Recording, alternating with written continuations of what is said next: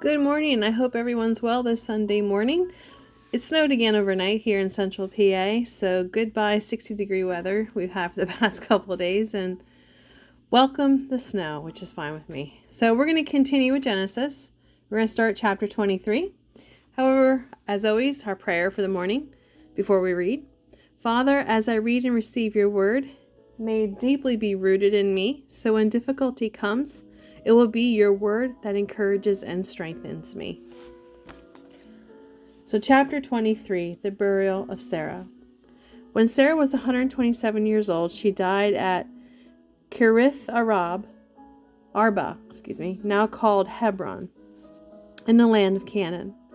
There Abraham mourned and wept for her. Then leaving her body, he went to the Hittite elders and said, "Here I am, a stranger in a foreign land, with no place to bury my wife. Please let me have a piece of land for a burial plot." The Hittites replied to Abraham, "Certainly, for you are an honored prince among us. It will be a privilege to have you choose the finest of our tombs so you can bury her there." Then Abraham bowed low before them and said, "Since this is how you feel, be so kind as to ask Ephron, son of Zohar, to let me have the cave of Machpelah down at the end of this field. I want to pay the full price, of course, whatever is publicly agreed upon, so I may have a permanent burial place for my family." Ephron was sitting there among the others, and he answered Abraham as the others listened, speaking publicly before all the elders of the town. "No, sir," he said to Abraham, "please listen to me. I will give you the cave and the field, here in the presence of my people. I give it to you. Go and bury your dead." Abraham bowed again to the people of the land, and he replied to Ephron as everyone listened. "No, listen to me," he insisted. "I will buy it from you. Let me pay the full price for the field so I can bury my dead there." "Well," Ephron answered, "the land is worth 400 pieces of silver, but what is that between friends? Go ahead and bury your dead." So Abraham paid Ephron the amount he had suggested, 400 pieces of silver, as was publicly agreed. He bought the plot of land belonging to Ephron at Machpelah near Mamre. This included the field, the cave that was in it, and all the trees nearby. They became Abraham's permanent possession by the agreement made in the presence of the Hittite elders at the city gate. So Abraham buried Sarah there in Canaan, in the cave of Machpelah near Mamre, which is at Hebron. The field and the cave were sold to Abraham by the Hittites as a permanent burial place. Chapter 24. Isaac marries Rebekah. Abraham was now a very old man, and the Lord had blessed him in every way. One day Abraham said to the man in charge of his household, "Who has the oldest servant? Swear by the Lord, the God of the heaven and earth, that you will not let my son marry one of those local Canaanite women. Go instead to my homeland, to my relatives, and find a wife there for my son Isaac." The servant asked, "But suppose I can't find a young woman who will travel so far from home? May I then take Isaac there to live among your relatives?" "No," Abraham warned. "Be careful never to take my son there. For the Lord, the God of heaven, who took me from my father's house and my native land, solemnly promised to give this land to my offspring. He will send his angel ahead of you, and he will see to it that you find a young woman there to be my son's wife. If she is willing to come back with you, then you are free from this oath. But under no circumstances are you to take my son there." So the servant took a solemn oath that he would follow Abraham's instructions. He loaded 10 of Abraham's camels with gifts and set out, taking with him the best of everything his master owned. He traveled to Aram Naharaim and went to the village where Abraham's brother Nahor had settled. There the servant made the camels kneel down beside a well just outside the village. It was evening, and the women were coming out to draw water. "O Lord, God of my master," he prayed, "give me success and show kindness to my master Abraham. Help me to accomplish the purpose of my journey. See, here I am standing beside this spring, and the young women of the village are coming out to draw water. This is my request. I will ask one of them for a drink. If she says, 'Yes, certainly, and I will water your camels too,' let her be the one you have appointed as Isaac's wife. By this I will know that you have shown kindness to my master." As he was still praying, a young woman named Rebekah arrived with a water jug on her shoulder. Her father was Bethuel, who was the son of Abraham's brother Nahor and his wife Milcah. Now Rebekah was very beautiful, and she was a virgin. No man had ever slept with her. She went down to the spring, filled her jug, and came up again. Running over to her, the servant asked, "Please give me a drink." "Certainly, sir," she said, and she quickly lowered the jug for him to drink.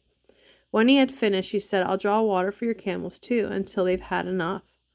So she quickly emptied the jug into the watering trough and ran down to the well again. She kept carrying water to the camels until they had finished drinking. The servant watched her in silence, wondering whether or not she was the one the Lord had intended him to meet. Then at last, when the camels had finished drinking, he gave her a gold ring for her nose and 2 large gold bracelets for her wrists. "Whose daughter are you?" he asked.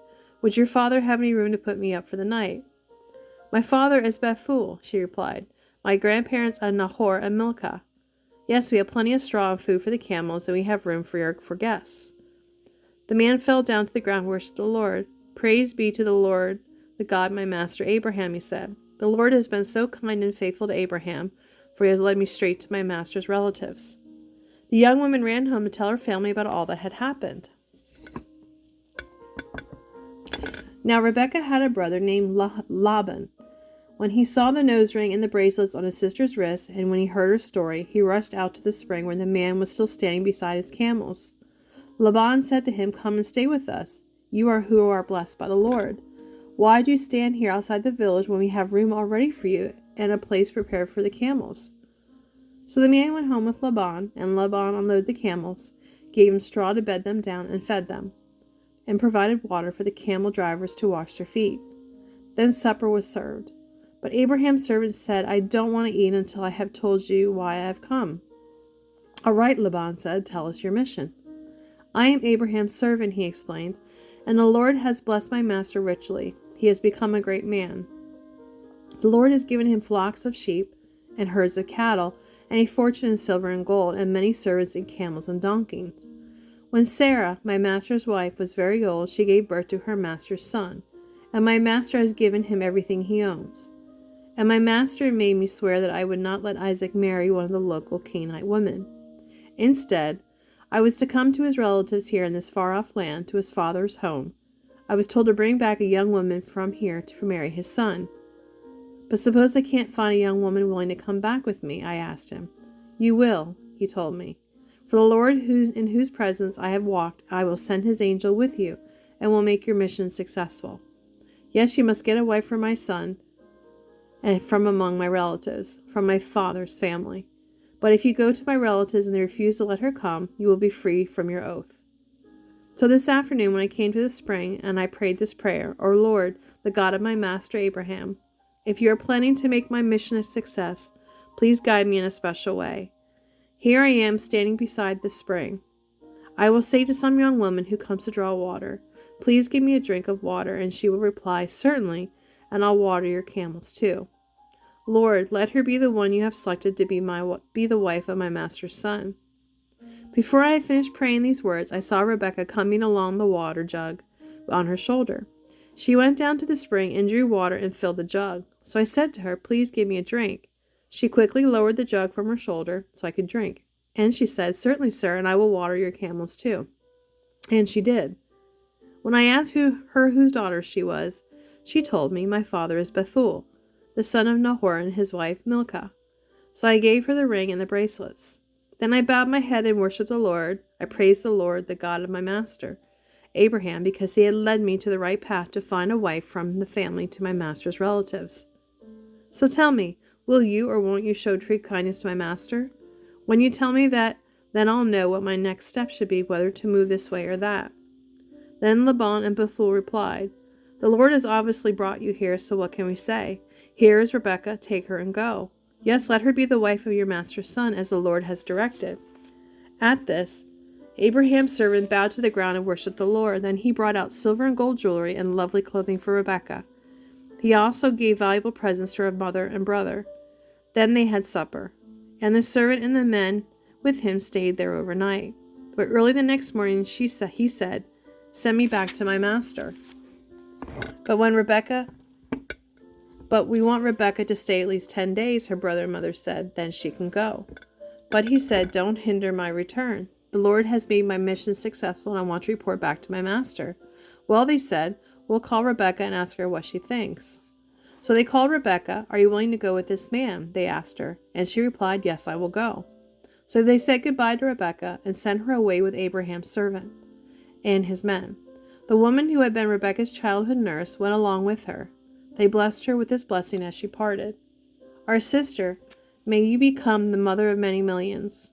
May your descendants overcome all other enemies. Then Rebekah and her servants mounted the camels and left with Abraham's servant.